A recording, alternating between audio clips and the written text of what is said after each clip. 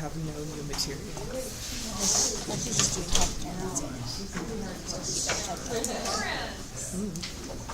These are all our mediators, facilitators of passive diffusion. And we did our ionophores already. And so chlorines are next. And these are beta barrel.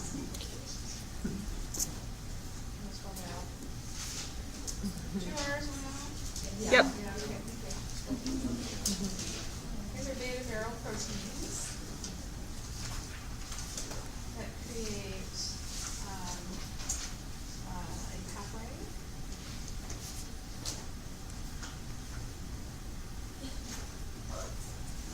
for molecules to selectively cross the membrane.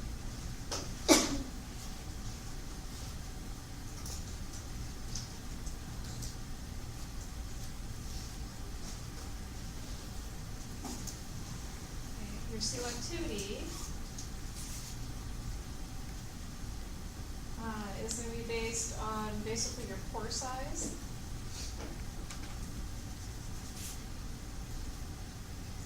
And your residues that line the pore.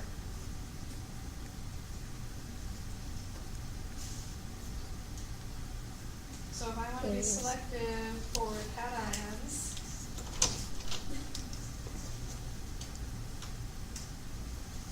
what am I going to find lining my pore? Yes. So the pore will be basically lined with anions, and that could be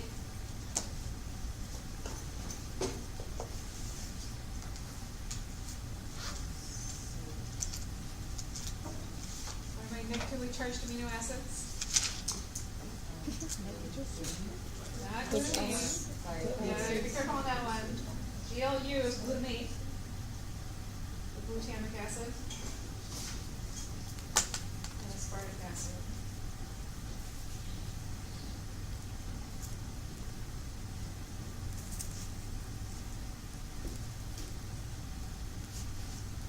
So it's just an example. Porins might not necessarily be for something that is charged.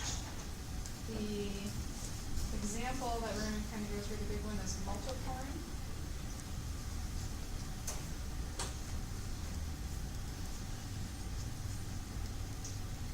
And this guy transports maltodextrins.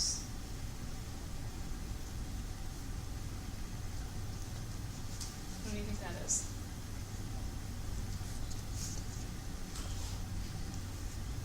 Sugar. Yeah, sugar. Not quite simple sugar, but. So maltose tells me what? Maltose. What is maltose made of? Two glucoses. Dextrin. Any idea what that is? Some sort of polymer of glucose is a dextrin. So this is basically oligos of glucose, or you can think of it as maltose. Which means what kind of lexicon bonds do I have? For lexicons.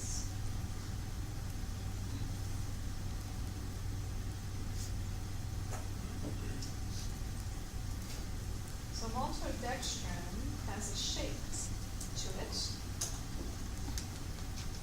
when you look at amylose, if you just take a fragment of it, it's got this helical shape to it. So I've got this little helical thing going on here. And because of that shape, I can select specifically for it based on the shape of my pore. So maltodextrin is helical in shape. And so my pore selects by providing a complementary shape.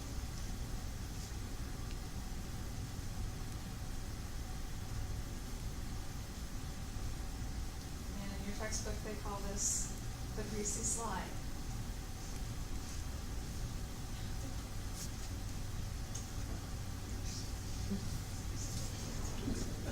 Your book calls it that, right? You're sure about that? So if I've got this protein that makes a shape that's a greasy slide, which of these amino acids would you consider to be greasy?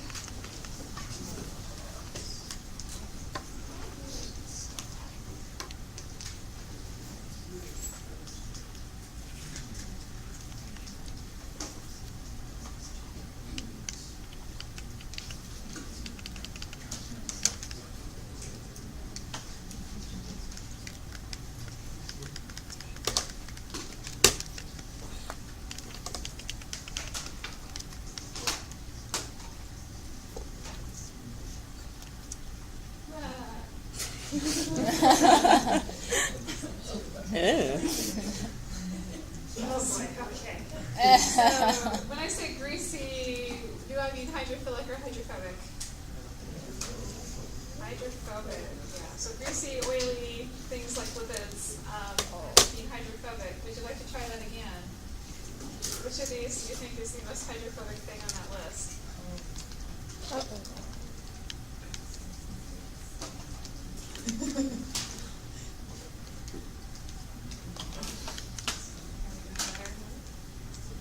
Mostly better. But be careful with lysine. Lysine falls in the nonpolar category, but a side chain is just a hydrogen. Is that very nonpolar?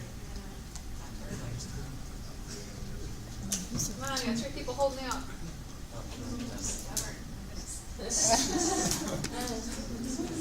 Phenylalanine is the biggest, bulkiest, most hydrophobic, and therefore greasy thing in that list. So your book talks about this greasy slide, and I think I have some pictures from the book, and I have some that are actually from the research article where they first characterized this. So this is my beta barrel in this kind of line ribbon diagram in white, and then in the middle they're showing in the red and the green your maltodextrin. So there's like 1, 2, 3, 4, there's 5 sugars there that are linked together.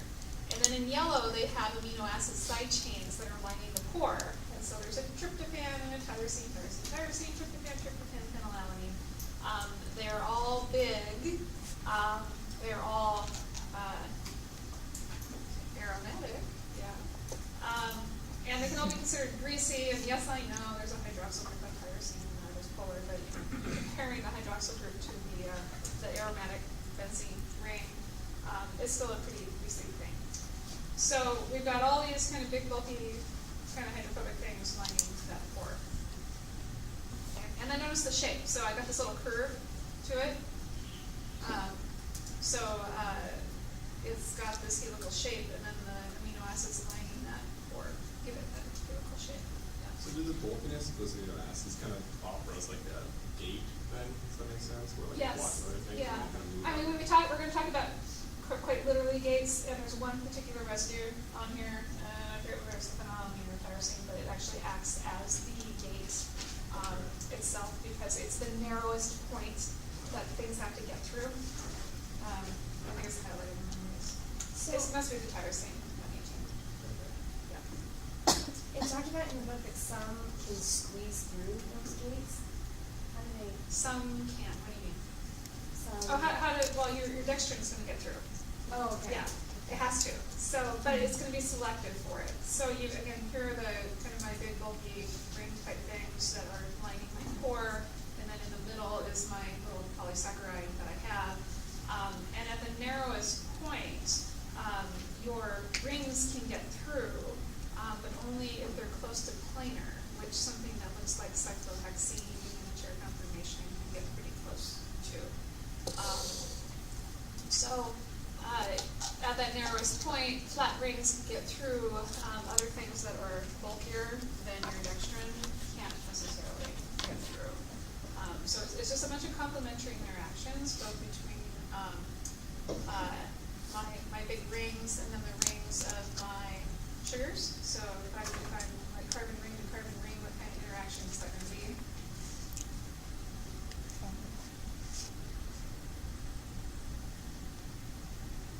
You got to make sure choices. You got 3 intermolecular forces. Van der Waals. Van der Waals. Van der Waals, thank you. Okay.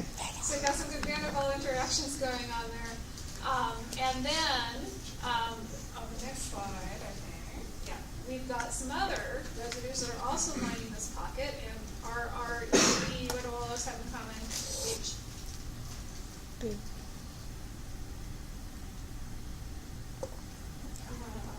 R, E, D, H. What do this all have in common?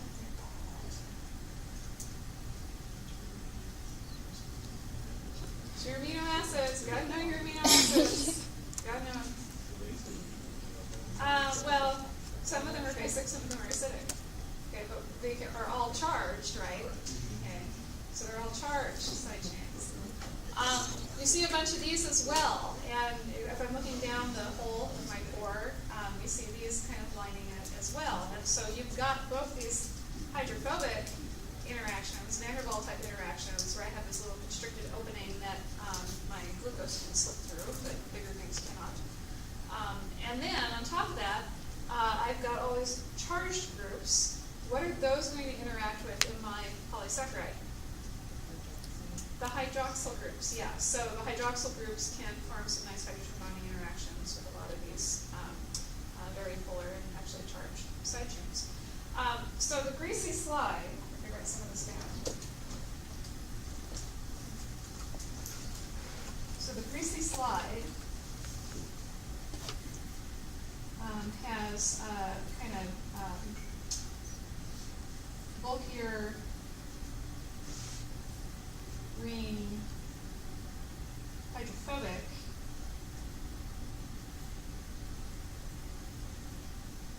interactions between carbon rings of side chains and glucose. Okay.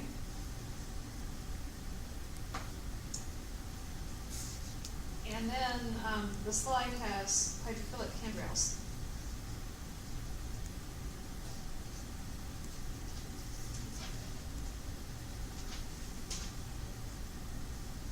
Where your positive and negatively charged amino acids interact with your glucose hydroxyl groups.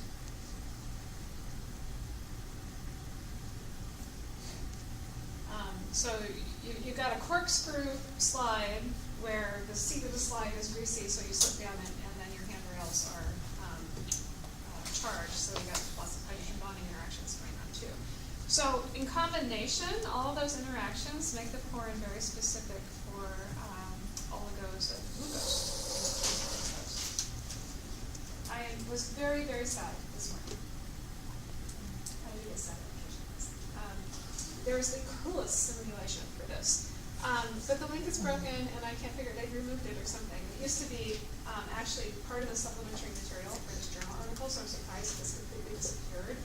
But when I clicked on it this morning, it was appearing to be broken, and I couldn't find it when I was looking on it. Yeah, it was really cool. Okay. So I'm sorry I can't show it to you. But when you look here, again, there's my little maltodextrin, and there's a hydroxyl group, and it's forming hydrogen bonding. There's more hydrogen bonds. All those little white lines are hydrogen bonding interactions with the hydroxyl groups of the side chain. Okay, how do I get out of that? Let me. No, just don't do it.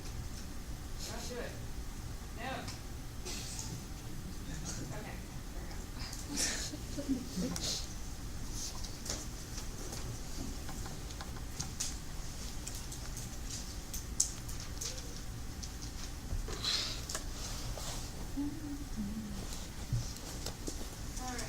On the list, the next thing is ion channels. We're actually going to skip over that and come back to it. So we're going to skip to aquaporins next, which is just another type of porin. So this is a porin specific for transporting water.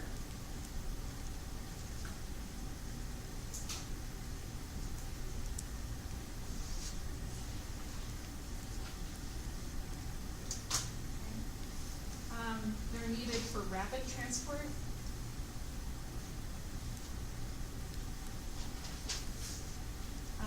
So if you look in places like your kidneys or your salivary glands, the cells there are just chock full of these aquapores.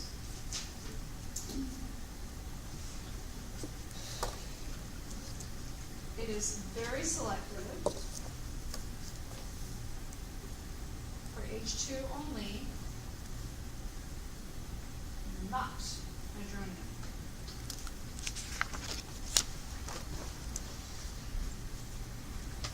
And that's important because we want to transport the water, but we don't want to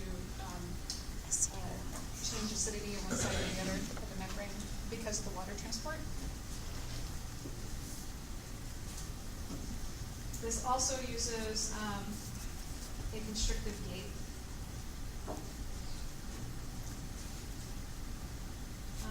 That is only 2.8 angstroms across. In terms of say, bond lengths, remember how big a bond length is about? Angstroms.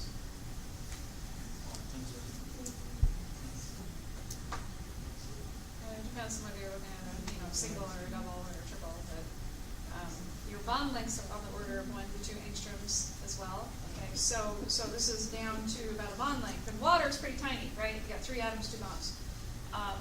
So it's a very tiny, tiny opening at the gate, and the gate is composed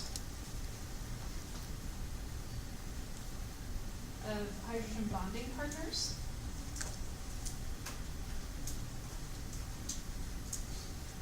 That won't let that hydronium ion through.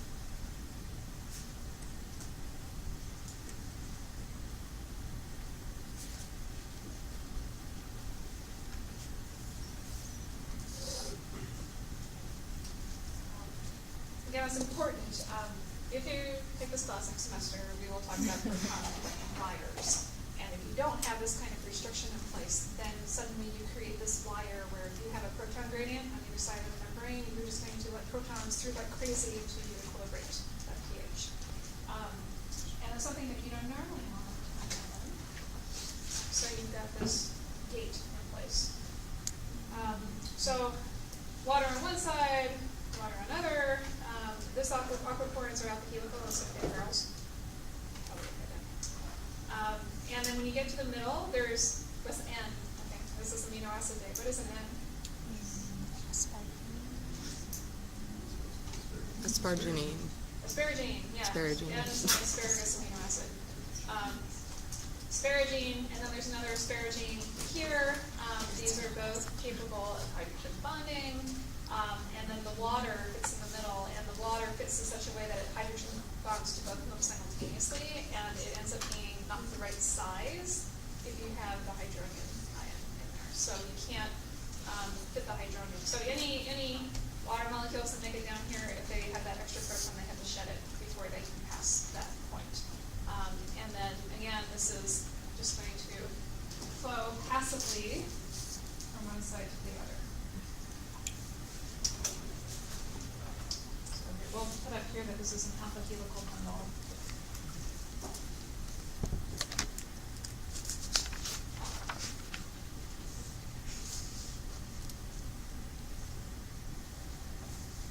And then down here we'll put that these are 2 asparagine residues at the gate.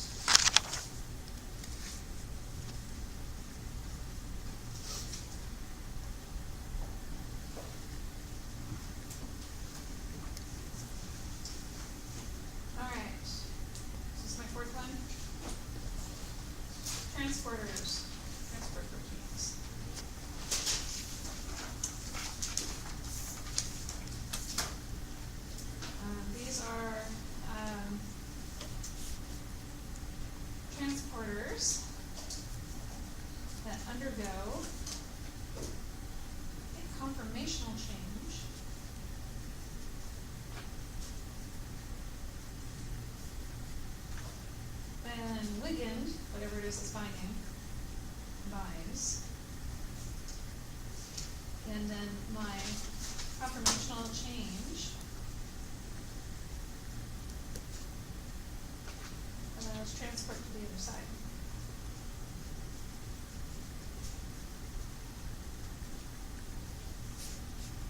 And again, this is all passive fusion.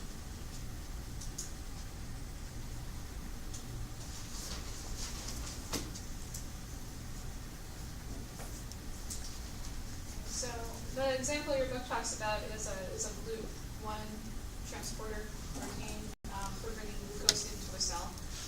And this one is it's going to be transmembrane, and it's going to bind your glucose on one side, and then it's going to go under this conformational change that allows it to be released on the other side. So it's the binding event itself that causes the transport from one side to the other side of the membrane. And it's just passive diffusion. So this isn't some sort of like conformational change that's driven by ATP hydrolysis. That doesn't happen. It's just the ligand itself that causes conformational change. There are lots of different examples of it. These little red dots, are those supposed to be sodium, or is it supposed to be like the same color, or? It's an oxygen. Oh, So okay. that's the oxygen in the ring, and that would be on the anomeric, the hydroxyl on the anomeric. And that's the C6. I don't know why they didn't highlight all the other hydroxyl groups, probably because the protein binding site, enzyme binding site, protein binding site probably just recognizes. So they're trying to show shape. And we're going to see that when we talk about enzyme binding pockets, that there's usually some sort of complementary interaction going on. So they do the shape to kind of match that shape. So this is facilitated diffusion? Still facilitated diffusion, yes. Passive, does not require energy, and happens based on the concentration gradient. So if your blood glucose is high, then glucose can diffuse in.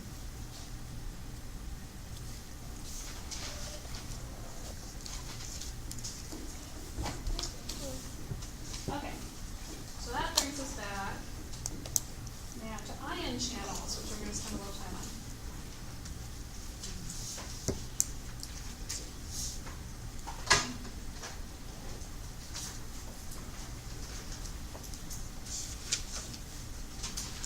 Okay, we're still passive diffusion. Okay, these are different from ionophores. These are needed to maintain osmotic balance.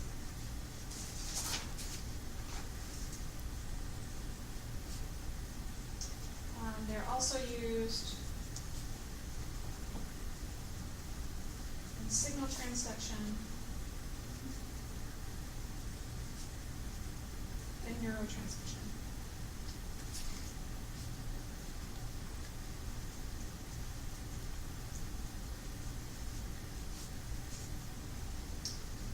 So if I am a mammalian cell,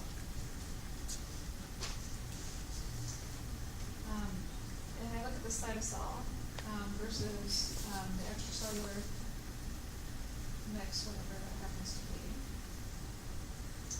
I am about 12 millimolar sodium in the cytosol and about 140 millimolar potassium.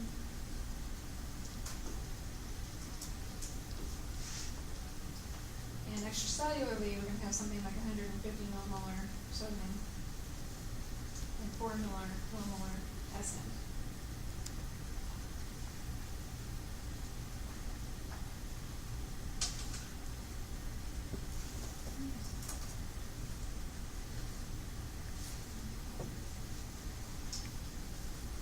So remember that, and then we'll come back to it. Potassium channels. Okay, so this is a channel for the passive diffusion of potassium, and it's selective just for potassium.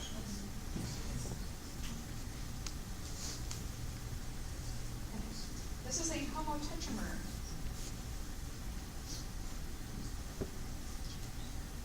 Where each subunit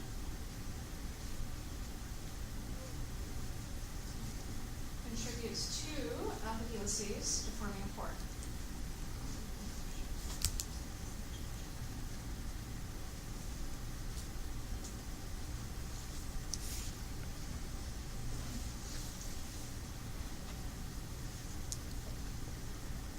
Okay. I have a cation.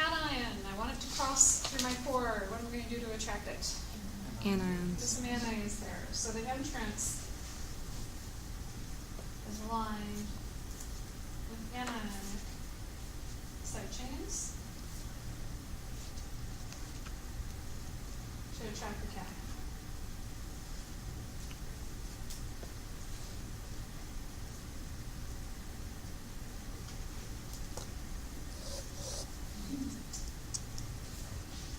The pore is selective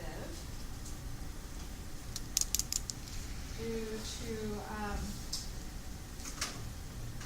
distances of carbonyl coordinating groups.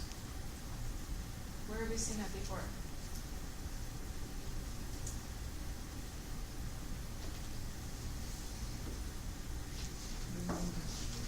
In my ionophore. So which ionophore was selected just for potassium? Sorry. The starts with the valomycin, specific just for potassium because sodium was too little and the carbonyls were too far away to coordinate it very well. This is the exact same idea. So I've got a bunch of carbonyl groups that line the pore, and they coordinate the potassium, and they're just the right distance to coordinate potassium, and sodium ends up being too little. So sodium will be attracted to the pore. Sodium is little, it probably can fit in the pore, but it's not going to have this encouraging interaction with all these carbonyls that can coordinate the potassium. And so potassium gets transported over sodium. This is also kind of an alpha helical bundle, but like I said, it's an alpha helical bundle formed between 4 different proteins. So they're color coded here: yellow, red, green, and blue. And there's a lot more to the proteins. Okay, this is just showing those 2 alpha helices that form a pore from each. And so I have my selectivity filter. I have all my little charge groups that are pulling potassiums in there, and then at some point I have to shed any solvating groups on that ion so that it can coordinate all my carbonyls. And then it can pass into the interior. And the color coding actually represents the charges on the surface. And red usually means negatively charged things, blue usually positively charged things, and yellow means that it's mostly neutral. So as you come in, it's negatively charged, and then as you get towards the middle, it's more neutral, and then we get that negatively charged again. And the idea is we're trying to pass the potassium from one side to the other, so we don't want a lot of negatively charged things in the middle either. So that's the kind of cross section going down that pore. Oh, but I already asked you this. Wait a minute.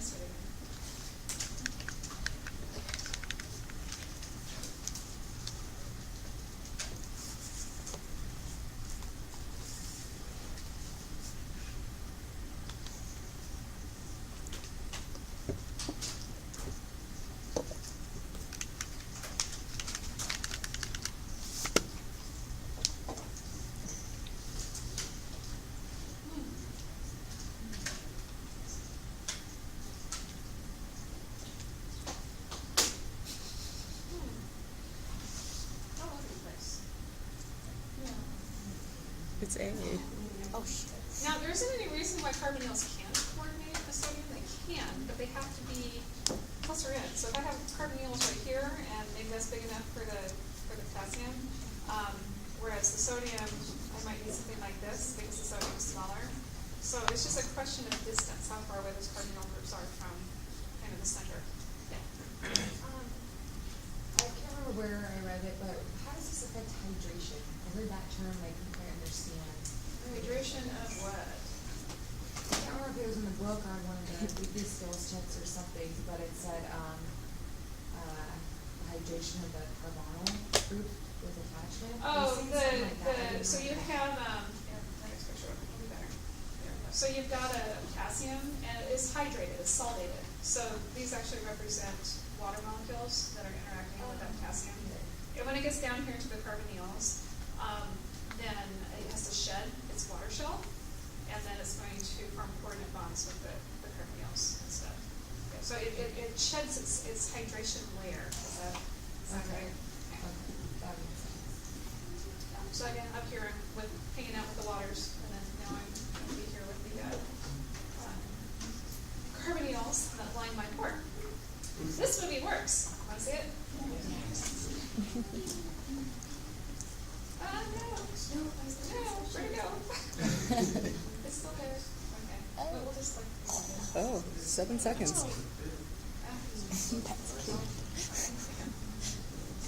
Now I'm in trouble. I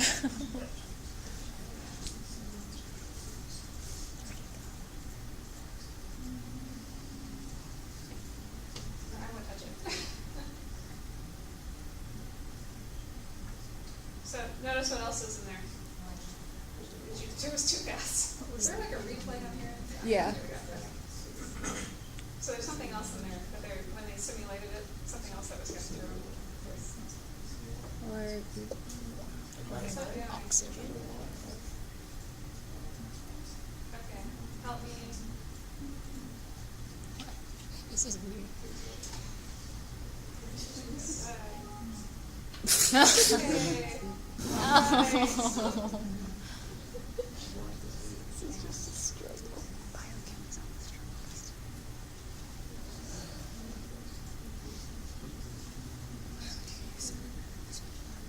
Okay, watch it fast, because it's going to go fast. I think I'll pause it right here. Okay, so what else is squeezing in through there? That water? Some waters, yeah, there's some waters that squeeze in there. So the potassiums are the ones in yellow, and the water is less in red. And I did it both ways. It went one way and then went the other. So again, this is passive diffusion. It's going to be based on concentration gradients as to which way things go.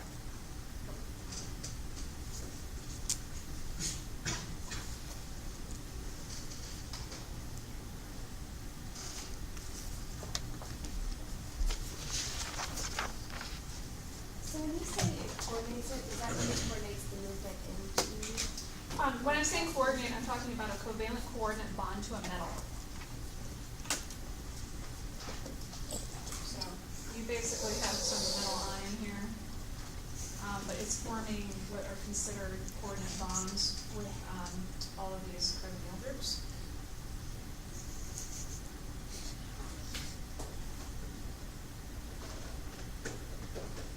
And that's just because these things have, well, technically, they've got lone pairs on them. And so one lone pair gets donated, although now I've drawn extra electrons up, but one lone pair gets donated towards the middle.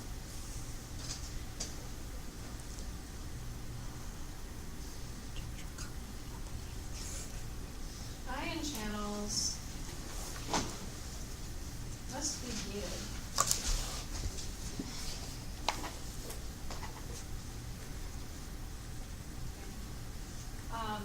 If they weren't gated, then we would scramble that difference that I told you about. Right? Cytosol, 12 millimolar, sodium, 140 millimolar, potassium, extracellulars kind of backwards from that. Those differences are important for the function of the cell. And so you have to gate your ion channel. You don't want them open all the time. And there are several different gates. So you must control flow of ions, or the cell can die. It's not working right. And there are 4 methods to gate.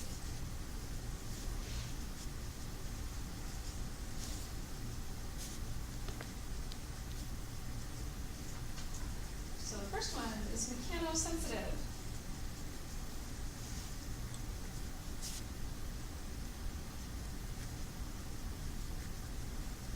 And these respond to local deformations of the lipid bilayer.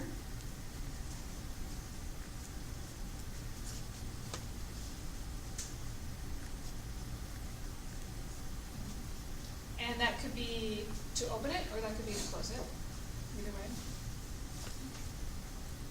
Second one is wigged gated.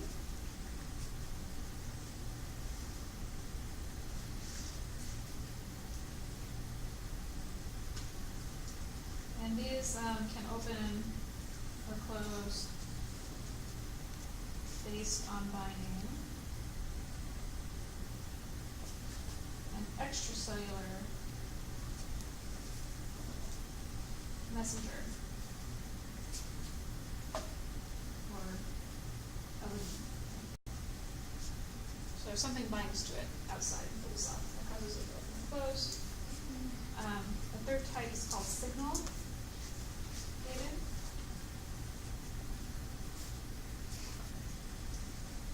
And this is something that's going to open or close based upon binding of an intracellular signal.